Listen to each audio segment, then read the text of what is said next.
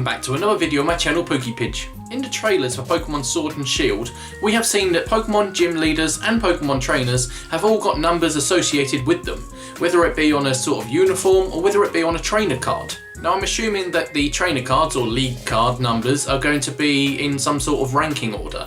So for example, if you've got a number that's like 221, then you're probably going to be a lot lower down in the rankings than someone that's got 72 as a league card number, for example. This got me thinking, could these numbers that we've seen in the trailer actually mean anything? Recently I stumbled across something called the Goroawase. Apologies if I've said that incorrectly.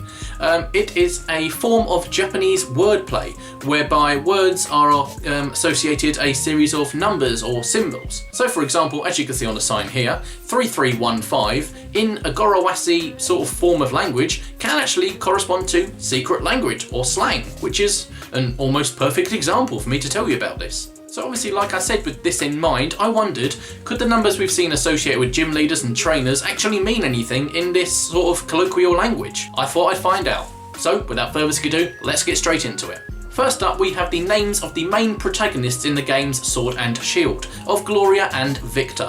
Fun fact, these are probably named after Glorious and Victorious. Their numbers are fairly easy to figure out. I don't think they're actually Goroawase, I think they're just numbers. For example, Gloria is 94. This is the year that the first Pokemon trademark was issued for Mew. And Victor is 227. The first trailer we got for Sword and Shield was released on the 27th of February, so 227 could make sense for that. 227 is the number also associated in the first trailer with your character. It's on the back of your little jersey here, and again, like I say, that probably just corresponds to the date that this was issued, 27th of February. This then carries on to the number 65 on the back of your jersey in a different trailer, but guess what? This trailer was released on the 5th of June. Therefore, that's where that comes from. I did try swapping these round so it would be in the English way of doing it, for example 27th of February, so 272, or the 5th of June, so 56, but 272 just came back as C root, and 56 just came back as colon, which is a little bit strange. We also saw Hop's league card number in this trailer.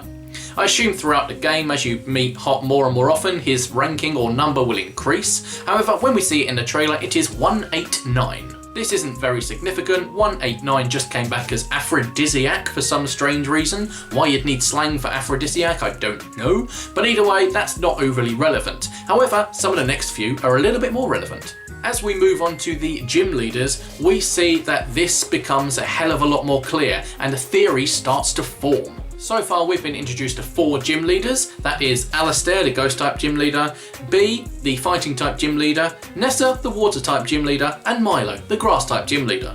Of course there are more, but these are the 4 we've been introduced to in trailers. The day after filming this video, we actually got a new trailer for Sword and Shield, in which we don't get introduced to a new gym leader. However, as you can see by the screenshot here, we do get shown a new gym leader. The number on his jersey is 187.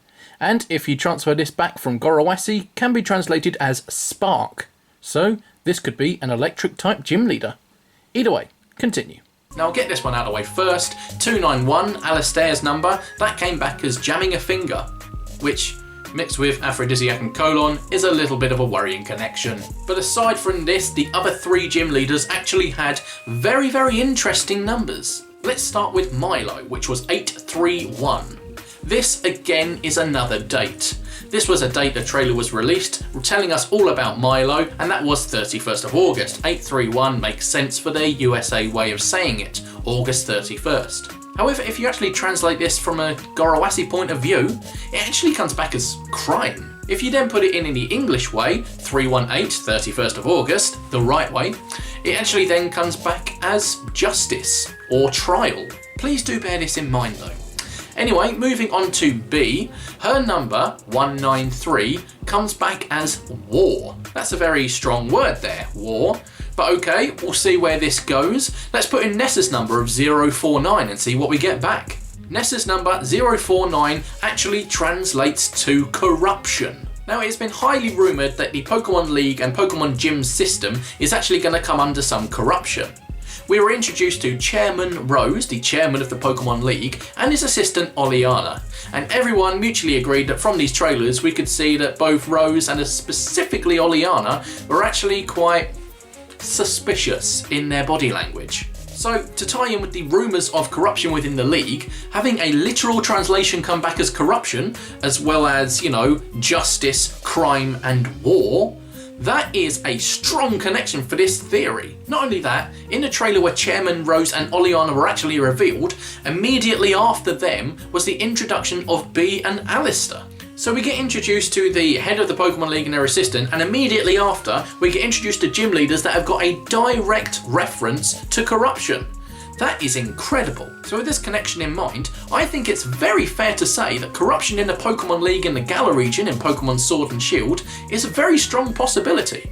And that's what I'm going to be theorising anyway. You can't have translations coming back as war, crime and corruption and not immediately link that to the Pokemon League itself. But that's what I think anyway. I think corruption is going to be a heavy part of the Pokemon Sword and Shield story. But what do you guys think?